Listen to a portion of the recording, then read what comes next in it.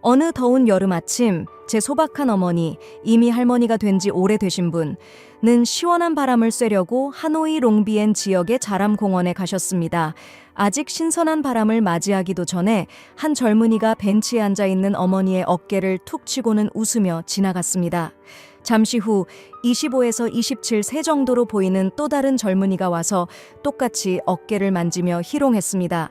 이때 어머니는 상황을 파악하고는 이봐, 이 자식들아, 너희는 내 자식 나이만큼도 안 됐어 라고 외치셨습니다.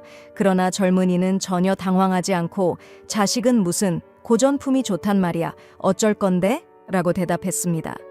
어머니는 충격에 빠져 눈이 휘둥그레졌습니다.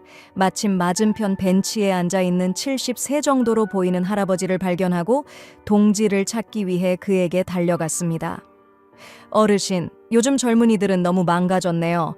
오랜만에 공원에 왔더니 많이 변했어요. 그 할아버지는 풍채가 꽤 괜찮아 보였고 침착하게 말했습니다. 아줌마가 너무 뒤떨어졌네요. 이 공원엔 아줌마 나이 또래가 많아요. 아줌마가 모를 뿐이지 서양에서는 오래전부터 길거리에서 서로 키스하는 게 흔한 일이에요.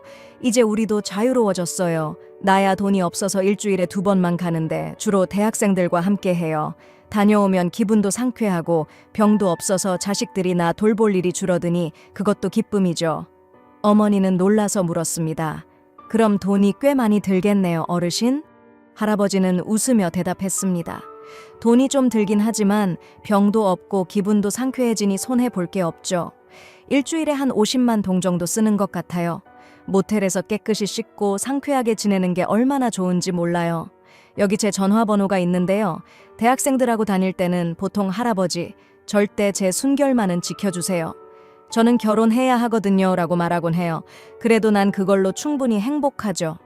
그 할아버지가 계속 이야기를 하고 있던 중 이가 몇 개 빠진 초라한 할아버지가 자전거를 타고 천천히 지나가고 있었습니다.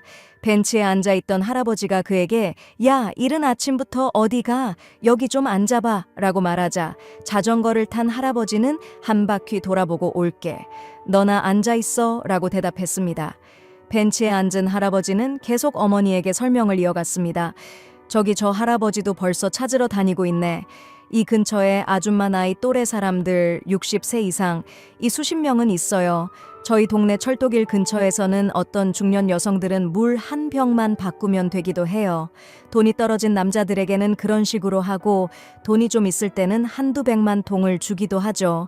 어머니는 그 말을 듣고 나서 서둘러 할아버지에게 작별 인사를 하고 근처 주차장에서 음료수를 파는 가게에 앉아 있었습니다.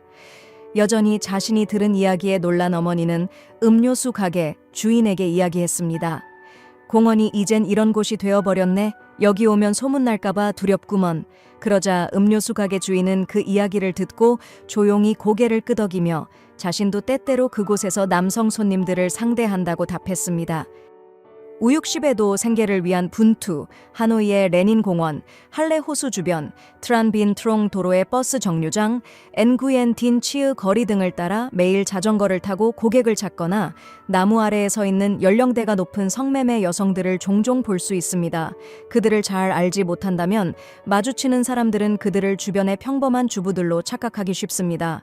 이곳의 성매매 여성들은 단정하게 옷을 입고 마스크를 쓰고 다니며 화려한 화장을 하지 않습니다. 손에는 항상 헬멧을 들고 손님을 기다립니다. 그들은 아침부터 밤까지 부지런히 일을 합니다. 손님은 건설 노동자, 오토바이 택시기사, 트럭 운전사, 나이 든 어르신들, 그리고 젊은 청년들까지 다양합니다. 이곳에서 성매매를 하는 사람들은 대부분 외모가 많이 퇴색했고 여러 지역에서 흘러온 이들로 가격은 매우 저렴합니다. 일부는 오래된 베테랑 성매매 여성들이며 어떤 경우에는 남편과 자식에게 버림받고 실망한 나머지 성매매를 통해 세상을 잊으려는 경우도 있습니다. 자신이 나이가 많다는 것을 알고 있는 이들은 경쟁을 피하기 위해 성매매 여성이 많이 없는 지역에서 활동합니다. 레닌 공원 근처 트란빈 트롱 도로의 한 코너에는 하이라는 이름의 성매매 여성이 있습니다. 이 여성은 고객을 만나면 능청스럽게 대화를 시작하거나 귓속말로 다가와서 고객이 긍정하면 바로 떠납니다. 하이는 꽤 단정한 외모를 가지고 있으며 공무원처럼 옷을 입고 있어 손님도 많은 편입니다. 하이는 엔구엔 딘치의 거리에서 10년 넘게 일해왔으며 매일 오전 8시부터 성실하게 일을 나갑니다. 다른 성매매 여성들이 자전거를 타고 특정 장소를 지나가며 마스크를 쓰고 있는 것과 달리 하이는 몇몇 나무 아래에서 자전거에 앉아 신문을 읽으며 마스크 없이 손님을 기다립니다. 손님이 다가오면 아주 가볍게 손짓하고 가격이 맞으면 떠납니다.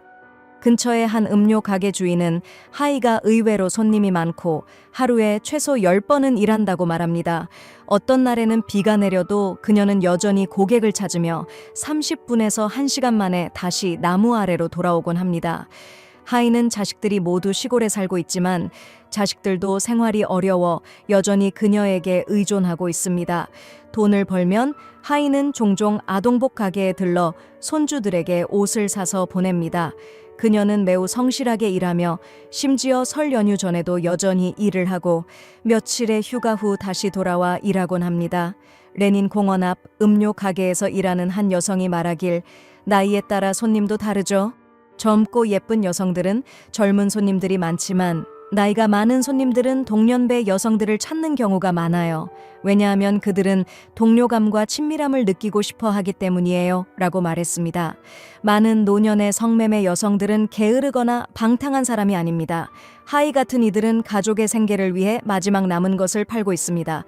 그들이 팔고 있는 것은 더 이상 외모나 몸이 아니라 그들의 존엄성입니다. 노인들도 욕구가 있다. 성매매를 관리하기 위해 성매매 구매자의 신원을 공개해야 한다는 의견에 대해 많은 이들이 성매매가 강간보다 낫다라고 말합니다. 나이든 남성들이 성적 욕구를 충족시키지 못하는 상황에서 성매매를 안전한 방법으로 선택하는 경우가 많습니다. 만약 발각되더라도 강간이나 성추행처럼 감옥에 갈 일은 없으니 말이죠. 성매매의 수요와 더불어 저소득층을 위한 저가 성매매 장소들이 등장했습니다.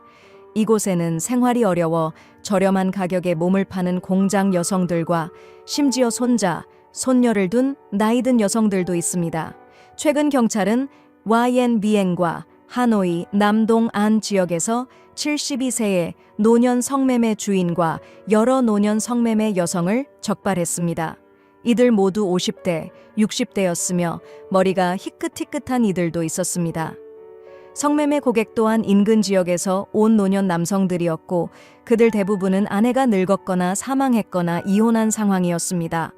이러한 이야기는 사회의 분열과 빈곤화 문제를 드러내며 이를 해결하기 위한 책임은 관리 당국에 있습니다.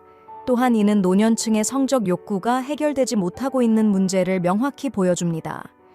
심리학자 엔구엔 킴퀴 박사는 현재 베트남에서 노년층의 성관계 문제는 사회적으로 불리한 조건에 놓여 있다고 말합니다. 대부분의 베트남 사람들은 이를 가볍게 여기며 노인이 성관계를 갖는 것은 정상적이지 않다라는 부정적인 인식을 가지고 있습니다. 배우자를 잃은 노인들이 재혼하거나 다른 사람과 동거하려고 하면 자식들의 반대에 부딪히며 이는 부끄러운 일로 여겨지곤 합니다. 트린트롱 H와 심리학자도 비슷한 의견을 제시하며 현재 노년층의 성생활에서 가장 큰 비극은 사회적으로 인정받지 못한다는 점이라고 강조했습니다. 이러한 인식이 노년층이 자신의 자연스러운 욕구를 충족시키는 것을 방해하고 있습니다. 노년층이 성매매 장소를 찾는 것은 그들의 성생활이 단절되었음을 보여줍니다. 그 원인은 대부분 배우자의 거부이거나 일찍 배우자를 잃어 파트너를 찾을 여건이 부족하기 때문입니다.